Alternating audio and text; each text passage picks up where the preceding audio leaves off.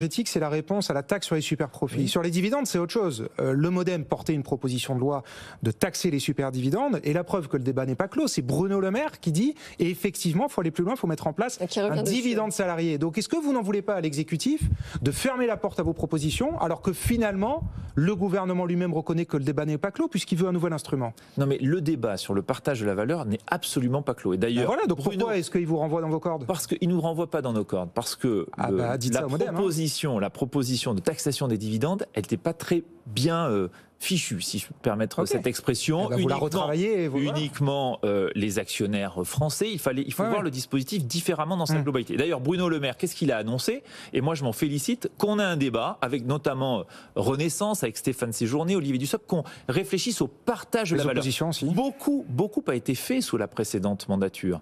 La prime Macron, l'augmentation de l'intéressement. 60% de salariés supplémentaires bénéficient de l'intéressement.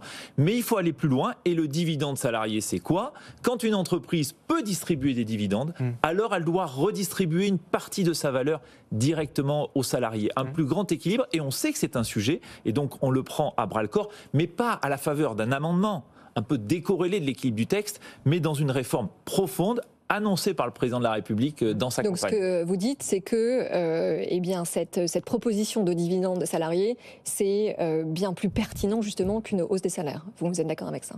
Moi, je pense que la manière dont on répartit la valeur entre les salariés et les actionnaires, elle se pose. Et la manière dont on peut le concevoir avec le dividende salarié, c'est redire, après tout, quand une entreprise est très bénéficiaire et qu'elle redistribue, alors se pose la question de la redistribution à une partie de ses salariés. C'était effectivement un engagement du président de la République, et moi je me félicite qu'on puisse en débattre. Parce qu'on voit bien qu'il y a deux chapelles, deux écoles, y compris au sein de l'exécutif. On a donc Bruno Le Maire qui dit la réponse c'est le dividende salarié.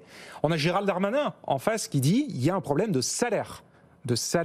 Et il ne serait pas contre une grand-messe à l'Élysée, sous la houlette un Grenelle des salaires, peut-être, tous les grands patrons réunis par Emmanuel Macron pour leur dire il faut aller plus loin sur les salaires. Vous penchez de quel côté? Non, mais il n'y a pas à pencher d'un côté ou de l'autre. Il y a une question de rémunération. Il y a deux grandes lignes. Il y a après des solutions différentes. Mais déjà, est-ce qu'on partage l'idée qu'on a un sujet de pouvoir d'achat dans le pays et de rémunération? La réponse est oui. La réponse est oui, incontestablement. Et alors qu'on a protégé les Français dans ce projet de budget, qu'on a développé la participation à l'intéressement, il faut aller plus loin.